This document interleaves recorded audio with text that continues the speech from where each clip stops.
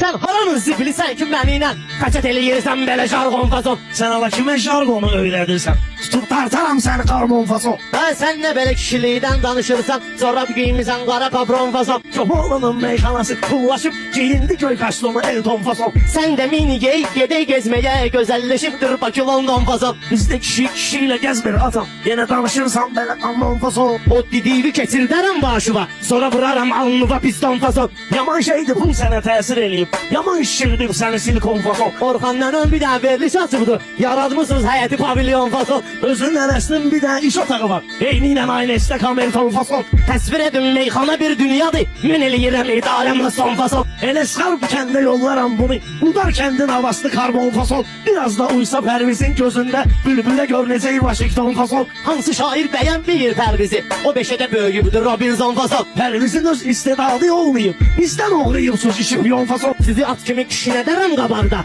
Ərəbə qoşum dalğıza fayton fason. Down the skillet.